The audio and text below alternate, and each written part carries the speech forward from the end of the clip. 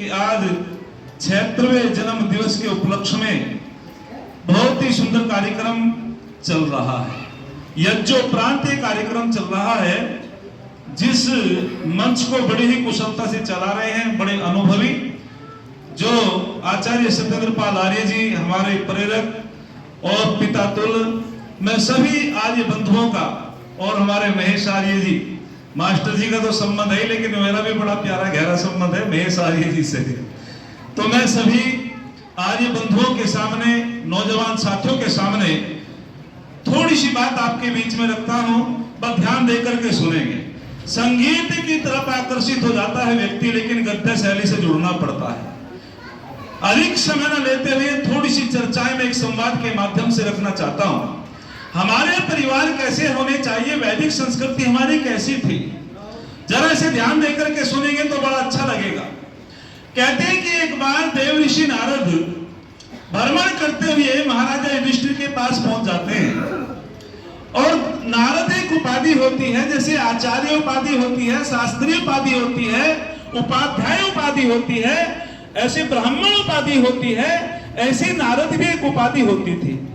और ये टीवी वालों ने कोई कसर नहीं की हमारे ऋषियों को कलंकित करने के लिए, हमारे महान पुरुषों को। आज भी जब टीवी में दिखाई देता है कि नारद किसे कहते हैं साहब, कि वो जो है इधर से उधर लगाने वाला होता है, झूठ बोलने वाला होता है, और जितना भी बड़ा जो है चुगलखोर है उसको नारद मानते हैं।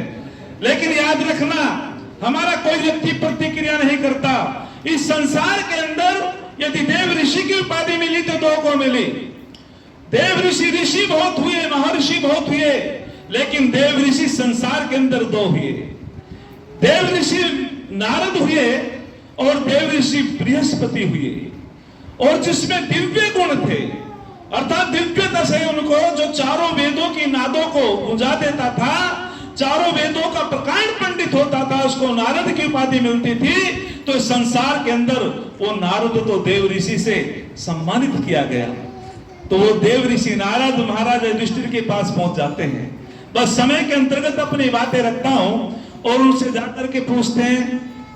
वे अतिथि सत्कार करते हैं, ऋषि का सम्मान करते हैं, सिंहासन से खड़े हो जाते हैं, कहते हैं आज तो हमारा अहोभाग्य है, आज ऋषि हमारे राज दरबार में आए हैं। तो उन्होंने ये नहीं पूछा जैसे आजकल हमारा एक रटा रटाया वाक्य होता हो, सुनाओ क्या हाल चाल है, चाहे कोई ब्रह्मचारी पढ़ने वाला हो, और सुनाओ तुम्हारा क्या हाल चाल है, चाहे कोई विद्वान हो, और सुनाओ तुम्हारा क्या हाल चाल है, चाहे कोई कृषि करने वाला किसान हो। लेकिन देव ऋषि नारद ने ये नहीं पूछा कि और सुनाओ तुम्हारा क्या हाल चाल है। कैसे बंद हो गया भाई? और सुनाओ तुम्हारा क्या हाल चाल है। तो उन्होंने चार बातें पूछी। हमें व्यवहार में ये बात व्यवहारिक सीखनी चाहिए। यदि कोई ब्रह्मचारी हमारे पास आ जाए तो उससे पूछो बेटा तुम्हारी पढ़ाई ठीक चल रही है। यदि कोई किसान आ जाए तो उससे पूछो तुम्हारी खेती ठीक चल रही है। यदि कोई सन्यासी आ जाए, आचार्य आ जाए, सुनाओ तुम्हारा स्वास्थ्य अच्छा है, वेद का प्रचार ठीक चल रहा है। ठीक उसी प्रकार से देव ऋषि नारद ने पूछा कि मैं आपसे पूछना चाहता हूं राजा, हे महाराज युधिष्ठिर, कि पहली बात पूछते हैं, क्या तुम्हारा वेद पढ़ना सफल है? क्या तुम्हारा धन भी सफल है? क्या तुम्हारी पत्नी भी सफल है? और क्या तुम्हारा सुनना भी सफल है? तो वे हाथ जोड़ करके खड़े हो जाते हैं और महाराज युधिष्ठिर कहते हैं कि हे ऋषिवर, कथम वै देवा सफला, कथम वै धर्म सफलम, कथम वै दारा सफला, कथम वै श्रुतम सफलम। उसने कहा कि हे ऋषिवर, मुझे नहीं पता कि मेरा वेद पढ़ना सफल कैसे होगा, मुझे नहीं पता मेरा धन सफल कैसे होगा, मुझे नहीं पता कि मेरी पत्नी सफल कैसे होगी, मुझे नहीं पता कि मेरा सुनना सफल कैसे होगा। मैं आपसे निवेदन करना चाहता हूं कि आप शंकाओं का समाधान करो। जरा जुड़ने का प्रयास करेंगे। तो ऋषिवर ने कहा, सबसे पहले शंका का समाधान किया, अग्निहोत्र वेदा सफला, अर्थात अग्निहोत्रम वेदा सफला। जो अग्निहोत्र करता है जीवन में, उसका वेद पढ़ना सफल होता है। स्वर्ग का यज्ञ, यदि आप सुख चाहते हो तो हमको यज्ञ तो करना ही पड़ेगा। उन्होंने कहा कि जिसके जीवन में यज्ञ होता है, बोले यज्ञ किसे कहते हैं? संसार के अंदर जितने भी शुभ कर्म होते हैं उनका नाम यज्ञ होता है। एक श्रेष्ठ कर्म होता है, एक श्रेष्ठतम कर्म होता है, एक श्रेष्ठतम कर्म होता है। तो महर्षि याज्ञवल्क्य ने कहा था कि यज्ञ वही सर्वश्रेष्ठतम कर्म है। उन्होंने कहा कि संसार के लोगों जो सबसे श्रेष्ठतम कर्म इसलिए है, संसार के अंदर जब हम यज्ञ करते हैं, अग्नि देवानामुखम, अग्नि में जो भी साकल्य पदार्थ हम डालते हैं, अग्नि हजारों गुना बढ़ा करके वातावरण को शुद्ध कर देता है और सारे देवताओं का मुख अग्नि होता है। इससे ओजोन गैस निकलता है और वो ओजोन गैस जहां भी जाता है वो सबको पवित्र करता चला जाता है। सूर्य के अंदर, सूर्य के नीचे एक ओजोन परत है, वो अब कार्बन डाइऑक्साइड के कारण पतली पड़ती जा रही है। ये ओजोन गैस उसको भी मजबूत करने का कार्य करता है, वातावरण को शुद्ध करने का कार्य करता है, जीवन को पवित्र बनाने का कार्य करता है। इसीलिए तो कहा कि इससे श्रेष्ठतम कर्म कोई दूसरा नहीं है। हमारे भौतिक प्रसाद को तो कोई व्यक्ति ले भी सकता है, कोई नहीं ले सकता, लेकिन ऋषिवर कहते हैं कि यह तो इतना उत्तम कर्म है, जब इसकी हवि जाती है, हमसे कोई द्वेष भी रखने वाला हो, हमसे कोई ईर्ष्या रखने वाला हो, लेकिन इस हवि को वो भी ग्रहण करता है। अरे जिस कर्म के करने से शत्रु का भी भला होता हो, क्या इससे श्रेष्ठतम कर्म कोई हो सकता है? बोलो। बहुत अच्छे भाई, बहुत बढ़िया। यह जो भी सुनो, विस्तार में न जाकर के दूसरी बात कहते हैं कि धन सफल कैसे होता है, तो आगे कहते हैं दत्त भुक्तम धनम सफलम, अर्थात धन की 3 गति होती है संसार के लोगों।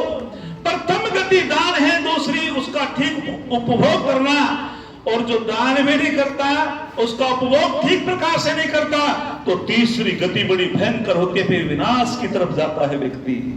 यदि आप अपने धन को बढ़ाना चाहते हो, यदि आप अपने परिवार को सुरक्षित रखना चाहते हो, घर में शांति चाहते हो, तो हमको दान करना चाहिए और हमको उसका उपभोग ठीक करना चाहिए। किस एक पत्रिका में मैंने सुना, एक पत्रिका में मैंने पढ़ा, कौन कहता है कि अधर्म के माध्यम से व्यक्ति आगे नहीं बढ़ पाता, धर्म के माध्यम से बढ़ पाता है? तो उस पत्रिका में लिखा हुआ ऐसा भी नहीं है। अधर्म के माध्यम से व्यक्ति बेईमानी से धन कमा करके आगे बढ़ जाता है, पृथ्वी पे उसका साम्राज्य हो सकता है, आकाश तक छा जा सकता है, लेकिन जब अग्रिम पंक्ति पढ़ी स्वामी जी, पूज्यपाद स्वामी महाराज, जब आगे की पंक्ति पढ़ी तो उसमें क्या लिखा? हाँ, बेईमानी के कारण व्यक्ति आकाश तक छा जाता है, अधर्म के माध्यम से वो बहुत बड़ा उसका साम्राज्य हो सकता है, लेकिन जब गिरता है तो चकनाचूर हो जाता है, चकनाचूर हो जाता है।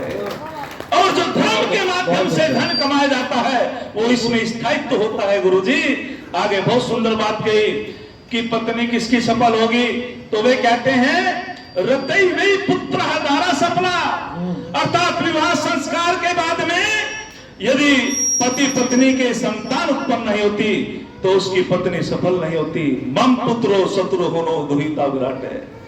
लंबी रेस का घोड़ा हूं गुरुजी का, चल रहा समय 15 मिनट ओम कर दियो गुरुजी, अतिक्रमण बिल्कुल नहीं करने का।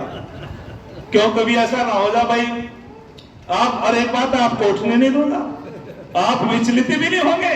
सोता बहुत है गुरुजी ने, वो सिखा रखा मामला, लेकिन फिर भी मैं अतिक्रमण नहीं करूंगा। मैं सारांश की तरफ पढ़ता हूं तो कहा गया कि पति पत्नी विवाह संस्कार के बाद में यदि उनके संतान नहीं होती, यदि संतान भी होती है तो अच्छी नहीं होती। अच्छा, मैं आपसे पूछना चाहता हूं, अधिक संतान सुख देने वाली होती है, कम संतान सुख देने वाली होती है? शमशेरगढ़ आर्य समाज में मैंने पूछा, भ्राता जी ने कहा कम संतान सुख देने वाली होती है, एक बाबा ने कहा ज्यादा संतान सुख देने वाली होती है। मैंने बाबा जी से पूछा क्यों? उन्होंने कहा जिसके 10 बेटे होते हैं, घर की 10 लाठी होती है, गांव में रोग होता है, पड़ोसी को डरते मरने की। बिल्कुल ठीक। एक ने कहा कम संतान सुख देने वाली होती है। मैंने कहा आपका तर्क क्या? बोले एक होगा तो उसको ठीक प्रकार से पढ़ा लेंगे, महंगाई का युग है। मैंने कहा आपका भी तर्क ठीक है, लेकिन याद रखना यदि अधिक संतान सुख देने वाली होती तो दुर्योधन तो सो थे। क्या सुख दिया था बाबा जी? प्रधान जी सुख मिला। यदि कम संतान सुख देने वाली होती तो कंस तो अकेला था, अपने बाप को भी कारावास में डाल दिया था। तो याद रखना, ना अधिक संतान सुख देने वाली होती, ना कम संतान सुख देने वाली होती। जो संस्कारवान संतान है वो सुख देने वाली होती है। उसी का गृहस्थ आश्रम सफल हो जाता है, उसी का गृहस्थ आश्रम सफल होता है। रतवी पुत्र दारा सफला, वही पत्नी सफल होती है। और क्या कहती है, मम पुत्रो शत्रु हनो दुहिता विराट है। वेद में नारी प्रार्थना करती है परमात्मा से, हे परमपिता परमात्मा, यदि मेरे पुत्र उत्पन्न हो, शत्रु का हनन करने वाला हो, वीर हो, पराक्रमी हो, जितेंद्रिय हो, धर्माचारी हो, और यदि पुत्री उत्पन्न हो तो विराट स्वरूपा हो, उसको भी चरित्रवान हो, तो उसका गृहस्थ आश्रम सफल हो जाता है। जैसे जो एक बहुत छोटा सा बालक 5 साल की आयु का बालक सिंह सांपों के साथ खेलता है और कहता है, शेर के बच्चे जरा मुंह खोल, मैं तेरे दांतों को गिनूंगा। एक महात्मा जी ने देखा, अरे बड़ा विलक्षण बालक है, ऐसा विलक्षण बच्चा तो कभी देखा नहीं। उन्होंने कहा, बेटा तुम्हारा नाम क्या? बोले सर्वदमन। तुम्हारे पिता का नाम क्या है? बोले जानता नहीं। तुम्हारी माता का नाम क्या? कि शकुंतला। और वो बेटा दौड़ लगा करके जाता है। वे महात्मा जी पीछे पीछे चले जाते हैं। बोले, देवी तू धन्य है, तूने इस पुत्र को जन्म दिया है तो चक्रवर्ती राजा बनेगा। बोले, स्वामी जी आप चक्रवर्ती का आशीर्वाद देते हो, यहां तो मैं पता नहीं कैसे कैसे इस बच्चे का पालन पोषण कर रही हूं। आश्रम में पालन पोषण कर रही थी शकुंतला। बोले, जी नहीं, ये तो विलक्षण बालक है क्योंकि राजा का था। तो आगे चल करके वो सर्वदमन भरत बना और भरत के नाम से इस देश का नाम भारतवर्ष पड़ा। माता निर्माता होती, मां निर्माणकारी होती है। बसंत में कह करके सुनना उसका सफल होता है। शील वर्तम श्रुतम सफलम। अरे जो श्रद्धा से सुनता है, जो कुशल श्रोता होता है, वही कुशल वक्ता बनता है। जो कुशल श्रोता नहीं होता, वो कुशल वक्ता बनने वाला बोलो जी नहीं है। तो जब भी हम सुने, एक छंद कहकर के अपनी वाणी को विराम देता हूं। 70% ज्ञान सुनने से अर्जित होता है, 15% ज्ञान भ्रमण करने से अर्जित होता है, 15% ज्ञान पढ़ने से, अध्ययन करने से अर्जित होता है। बस एक छंद बोलता हूं माता जी के लिए, पिताजी के लिए। अरे सच तो यह है, नारी की महिमा दुनिया जानने पाई है। ये मंदिर में मीरा है, रण क्षेत्र में दुर्गाबाई है, विद्या के क्षेत्र में गार्गी देवी है, जिसकी कथा निराली है। इस नारी के कारण ही तो ये धरती गौरवशाली है, इस नारी के कारण ही तो धरती गौरवशाली है। ओम सम आगामी करो। धन्यवाद मुरादा जी का। अक्सर